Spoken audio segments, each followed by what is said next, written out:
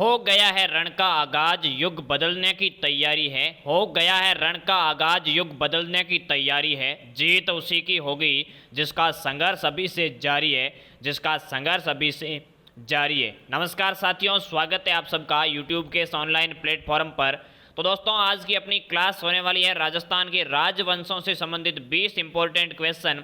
बहुत महत्वपूर्ण आज की क्लास होने वाली है, बस क्लास में एंड तक बने रहना है। साथ ही साथ अगर आप चैनल पर पहली बार आए हो तो चैनल को सब्सक्राइब जरूर कीजिएगा। लैब असिस्टेंट की संपूर्ण तैयारी हमारे चैनल के माध्यम से आपको पूरा रिवीजन करवाया जाएगा। 500 प्रश्नों की महा मैराथन क्लासें लगेगी। कब लगेगी मेरे साथियों?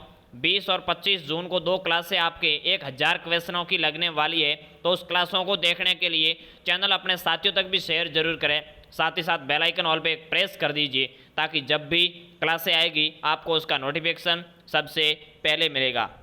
चलिए साथियों, बिना देरी किए शुरू करते हैं आज की क्लास को। आज का पहला सवाल है साथियों, 1572-73 में अकबर, मुगल सम्राट अकबर ने जोधपुर किसको सुपुर्द किया? दोस्तों, 1572-73 में जोधपुर पर किसका शासन था? तो चंद्रसेन का था। किसका था भाई? चंद्रसेन का था, जो प्रताप का अग्रगामी माना जाता है और मारवाड़ का प्रताप माना जाता है। तो उसने मुगल अधीनता नहीं स्वीकार की। इसके 2 भाई थे, एक उदय सिंह था और एक राम था। कौन था? एक उदय सिंह और एक राम था।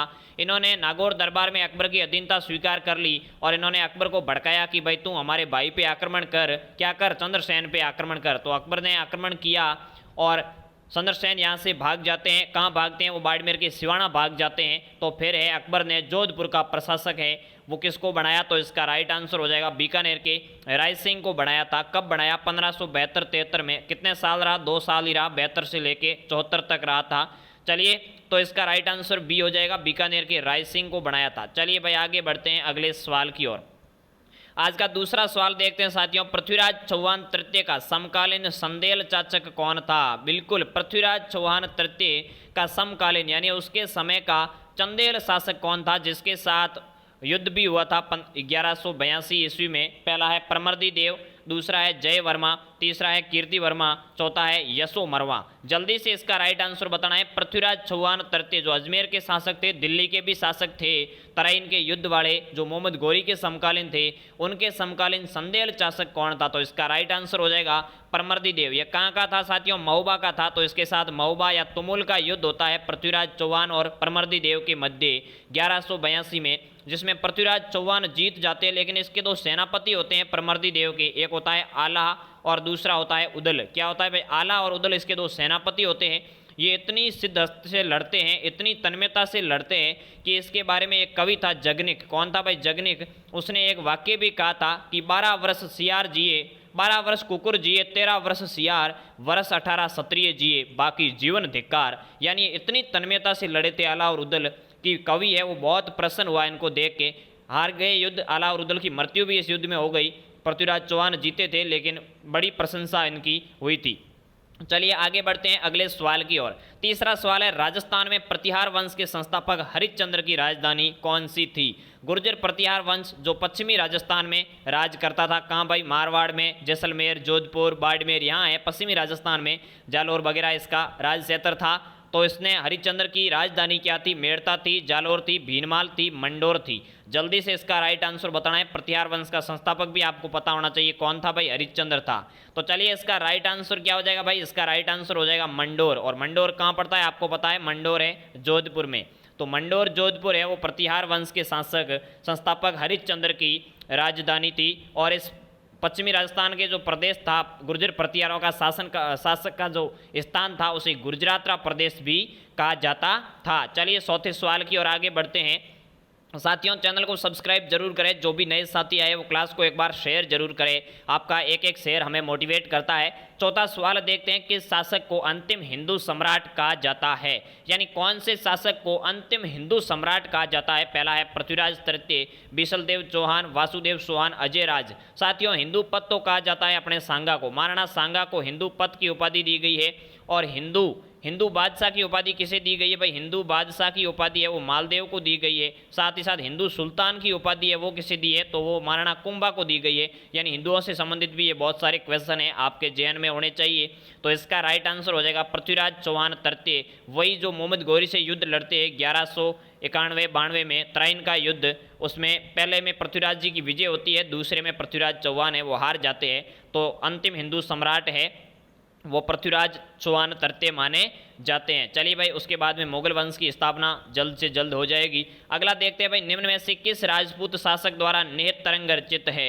नेत तरंग रचित किसके द्वारा है भाई? नेत तरंग नामक ग्रंथ है वो कौन से राजपूत शासक ने लिखा था? राव बुद्ध सिंह, महाराजा राय सिंह, महाराजा जसवंत सिंह, महाराजा सावंत सिंह। जल्दी से 5वें सवाल का राइट आंसर मेरे सारे भाई बहन बताएंगे तो इसका सही आंसर हो जाएगा मेरे साथियों राव बुद्ध सिंह। अब बुद्ध सिंह कहाँ के थे भाई? ये बूंदी के शासक थे। बूंदी के शासक बुद्ध सिंह हैं, उनके द्वारा नेत तरंग रचित है। और इसके दो पुत्र थे बुद्ध सिंह, एक दलेल सिंह था और एक उमेद सिंह था। बड़े नक्कारा थे भाई ये दोनों। इन्होंने क्या है, आपस में उत्तराधिकार का युद्ध लड़ा और मराठे राजस्थान में आ गए, क्योंकि जय सिंह ने दिया था दलेल सिंह का साथ। मेवाड़ जो आमेर का जय सिंह था उसने दलेल सिंह का साथ दिया और मराठों ने उमेद सिंह का साथ दिया। तो मराठे है वो इधर बूंदी में हस्तक्षेप करने लग गए और उसके बाद में राजस्थान पे बहुत ज़्यादा मराठों ने आक्रमण किया।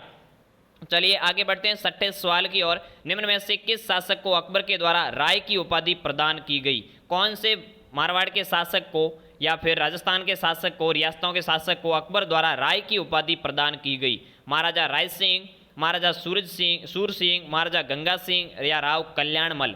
जल्दी से इसका राइट आंसर बताना है 6ठे प्रश्न का।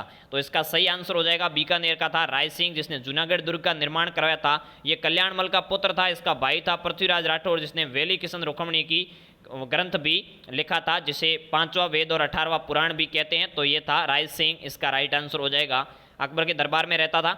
चलिए आगे बढ़ते हैं अगले सवाल की ओर। निम्नलिखित में से कौन सा दिल्ली सुल्तान यानी कौन सा दिल्ली का ऐसा शासक था जो गोयल शासक जैतर सिंह के द्वारा पराजित हुआ था? यानी जैतर सिंह ने किस दिल्ली के शासक को हराया था? बलबन को हराया, इल्तुतमिश को हराया, या फिर रुकनुद्दीन फिरोज शाह, या फिर नासिरुद्दीन मोहम्मद तुगलक? जल्दी से इसका राइट आंसर बताना है कि जैतर सिंह जो चित्तौड़ के शासक थे, कहाँ के शासक थे भाई? चित्तौड़ को सर्वप्रथम राजधानी भी जैतर सिंह ने ही बनाया था। तो चित्तौड़ के शासक जैतर सिंह गोयल वंश के शासक थे। उन्होंने दिल्ली के सुल्तान इल्तुतमिश को हराया था। किसको हराया भाई? इल्तुतमिश को हराया था। और कौन सा युद्ध था भाई? भूताला का युद्ध था। डेट आपको याद नहीं करनी है क्योंकि इसके डेट के संबंध में बहुत ज़्यादा कन्फ्यूजन रहता है। तो भूताला के युद्ध में गोयल शासक जैतर सिंह ने इल्तुतमिश को हराया था। आगे बढ़ते हैं भाई अगले सवाल की ओर। 8वां सवाल देखते हैं, चंपानेर की संधि किन राज्यों के बीच में हुई? चंपानेर की संधि कौन कौन से राज्यों के मध्य हुई और किसके खिलाफ हुई वो भी पता होना चाहिए। मालवा गुजरात, मेवाड़ गुजरात, मालवा मेवाड़ और मेवाड़ मारवाड़।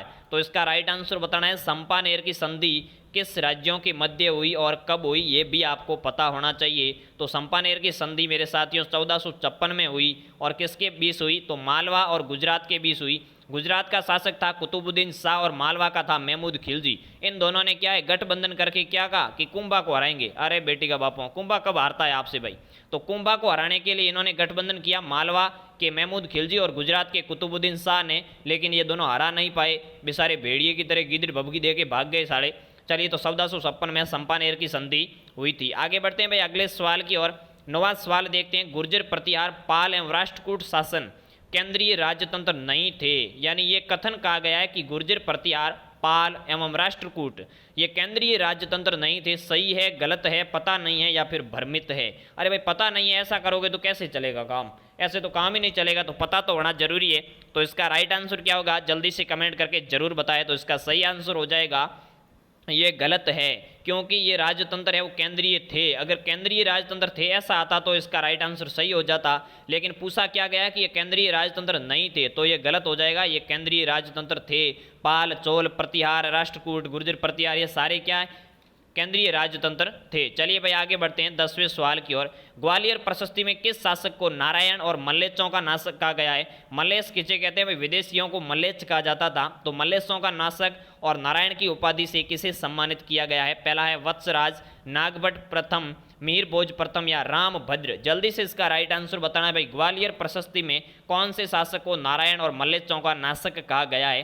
तो इसका सही आंसर हो जाएगा 10वें सवाल का अपना नागभट्ट प्रथम। गुर्जर प्रतिहार वंश का शासक था नागभट्ट प्रथम, जिसने जालोर दुर्ग की स्थापना भी की थी। तो जालोर दुर्ग का संस्थापक था नागभट्ट प्रथम। इसको मल्लेशों का नाशक और नारायण की उपाधि से सम्मानित किया गया था। आगे बढ़ते हैं 11वें सवाल की ओर। महाराणा प्रताप सिंह का राज्याभिषेक हुआ था। मेवाड़ के महाराणा प्रताप का राज्याभिषेक कहाँ हुआ था? मेवाड़ के महाराणा प्रताप का राज्याभिषेक है वो 2 बार हुआ था। तो पहली बार कहाँ हुआ था वही पूछा जाता है, चित्तौड़गढ़ में, निम्बाहेड़ा में, गोगुंदा में, बड़ी सादड़ी में। जल्दी से इसका सही आंसर बताना है, प्रताप का राज्याभिषेक या राज तिलक कहाँ हुआ था?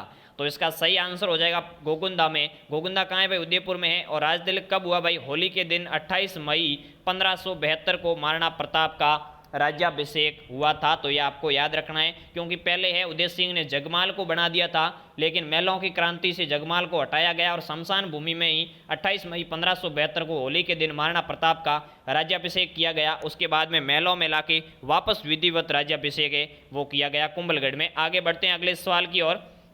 राणा सांगा व बाबर के मध्य खानवा का युद्ध कब हुआ भाई? खानवा कहाँ है भाई? भरतपुर की रूपवास तहसील में खानवा पड़ता है। कहाँ है भाई? भरतपुर की रूपवास तहसील में खानवा नामक स्थान है। उसके मध्य राणा सांगा और बाबर के मध्य युद्ध हुआ था। वो कब हुआ? 1527 में, 1528, 1529 या फिर 1530। जल्दी से इसका सही आंसर बताना भाई। राणा सांगा और बाबर के मध्य खानवा का युद्ध है वो कब हुआ था? तो इसका सही आंसर हो जाएगा मेरे साथियों 1527। कब हुआ भाई? 16 मार्च 1527 को हुआ था। इसमें महाराणा सांगा की हार होती है, क्योंकि बाबर ने तोप से युद्ध लड़ा था, तुलुगमा युद्ध पद्धति अपनाई थी और भ्रष्टाचार भी किया था, यानी बहुत सारा विश्वासघात भी किया। सांगा की तरफ से जो लोग थे उनको सैलुद्दीन तंवर वगैरह उनको मिला लिया गया। चलिए तो आगे बढ़ते हैं अगले सवाल की ओर।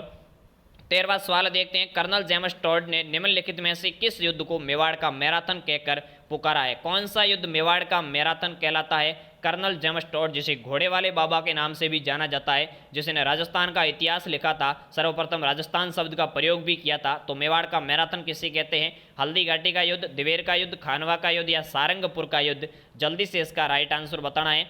तो चलिए साथियों, इसका सही आंसर हो जाएगा दिवेर का युद्ध। क्या हो जाएगा भाई? दिवेर का युद्ध हो जाएगा।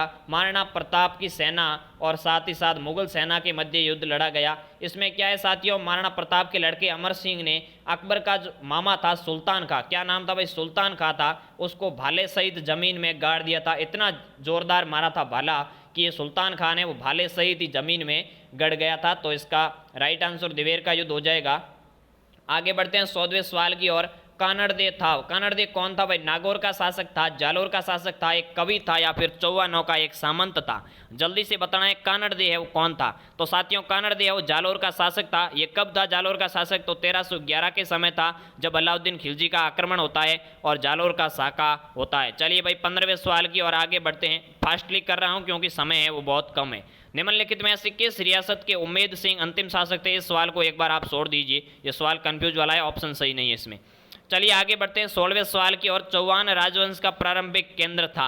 चौहान राजवंश है वो प्रारंभिक समय में कहाँ था? यानी सबसे पहले चौहान राजवंश का उदय है वो कहाँ से होता है? सपादलक से, नागदा से, नागौर से, रणथंभौर से? जल्दी से इसका राइट आंसर बताना है। चौहान राजवंश का प्रारंभिक केंद्र क्या था? तो इसका सही आंसर हो जाएगा सपादलक। सपादलक यानी सांबर, सांबर का जो क्षेत्र था जयपुर के आसपास का, वहाँ से चौहान राजवंश का उदय होता है। 551 ईस्वी में होता है। और कौन करता है? वासुदेव चौहान। वासुदेव चौहान है वो है सांबर के चौहान वंश का संस्थापक था। चलिए आगे बढ़ते हैं अगले सवाल की ओर। शेखावाटी राज्य का संस्थापक कौन था? शेखावाटी राज्य यानी शेखावाटी क्षेत्र में सीकर, झुंझुनू, चूरू, जो यहाँ का शासक था, शेखावाटी राज्य का संस्थापक है वो कौन था? राव कोकिलदेव था, राव पूर्णमल, राव शेखा या राव भाटी? तो राव शेखा के नाम पे इसका नाम शेखावाटी पड़ा है और शेखावाटी राज्य का संस्थापक है वो राव शेखा सामंती था। चलिए भाई आगे बढ़ते हैं 18वें सवाल की ओर। आमेर के राजा भारमल ने अकबर की अधीनता कब स्वीकारी थी? यहाँ से भाई प्रश्न बनने की पूरी संभावना है। आमेर का राजा था भारमल, उसने अकबर की अधीनता कब स्वीकारी थी? 1560, 1562, 1564, 1567? जल्दी से इसका राइट आंसर बताना है आपको। तो इसका सही आंसर तो हो जाएगा 1562। आमेर का भारमल था कस्बा वंश का शासक। कौन से वंश का था? कस्बा वंश का शासक था। तो अगर आपको ऐसे पूछे कि राजस्थान का ऐसा कौन सा वंश था जिसने सबसे पहले मुगल अधीनता स्वीकारी, तो वो कस्बा वंश हो जाएगा। रियासत का पूछे तो रियासत आपकी जयपुर या आमेर हो जाएगी। आमेर कर देना, जयपुर बाद में बनाए, तो आमेर सही हो जाएगा। राजा पूछे तो भारमल हो जाएगा। सबसे पहले मुगलों से वैवाहिक संबंध किसने बनाए? तो वो भी भारमल नहीं बनाए थे। उसकी पुत्री हरकाबाई का विवाह है वो इसने अकबर के साथ किया था, जिसकी विवाह स्थली थी वो सांबर झील मानी जाती है। आगे बढ़ते भाई 19वें सवाल की ओर, मेवाड़ का भीष्म पितामह किसे कहा जाता है? मेवाड़ का भीष्म पितामह यानी कठोर प्रतिज्ञा किसने ली थी? महाराणा लाखा ने, युवराज सुंडा ने, मोकल ने या फिर रणमल ने? तो ये लाखा का पुत्र था दोस्तों सुंडा। सुंडा के लिए विवाह का रिश्ता आया और वो कहानी है पूरी, मैं अब नहीं बता पाऊंगा आपको। लाखा ने हंसाबाई से शादी कर ली और सुंडा ने प्रतिज्ञा ली कि मैं आजीवन है वो शादी नहीं, सॉरी, मेवाड़ का मारना है वो नहीं बनूंगा। शादी तो इसने की थी, भीष्म पितामह ने हालांकि शादी नहीं की थी, इसने शादी तो की थी लेकिन मेवाड़ की मारना न बढ़ने की कसम खाई थी, तो इसलिए इसे मेवाड़ का भीष्म पितामह कहते हैं। आज के लास्ट सवाल की ओर आगे बढ़ते हैं। राणा कुंभा को राजस्थान का अभिनव भट्टाचार्य कहा गया है क्योंकि वो संगीत प्रेमी थे, लिखने के प्रेमी थे, दुर्ग प्रेमी थे या युद्ध प्रेमी थे? तो कुंभा को अभिनव भट्टाचार्य की उपाधि क्यों दी गई है ये आपको बताना है। तो इसका सही आंसर हो जाएगा वो संगीत प्रेमी थे। इन्होंने संगीत के संबंध में बहुत सारे ग्रंथ भी लिखे, संगीत मीमांसा, संगीत सुधा और संगीत राज संबंधित कई ग्रंथ है वो संगीत से संबंधित इन्होंने लिखे थे। तो इसका सही आंसर हो जाएगा वो संगीत प्रेमी थे। चलिए साथियों, क्लास कैसी लगी कमेंट करके जरूर बताएं। माँ मैराथन क्लास की तैयारियां जोरों पे, इसलिए कल आपकी क्लास नहीं आई, हो सकता है कल भी ना आए, लेकिन 20 की शाम को 8 बजे से 5 घंटे लगातार माँ मैराथन चलेगी, उसमें आपको जरूर इन्विटेशन है। अपने साथियों को भी शेयर जरूर कीजिएगा, चैनल को सब्सक्राइब करके बेल आइकन ऑल पे प्रेस कर दीजिएगा। मिलते हैं किसी नेक्स्ट वीडियो में, तब तक के लिए जय हिंद, खुश रहिए, मस्त रहिए।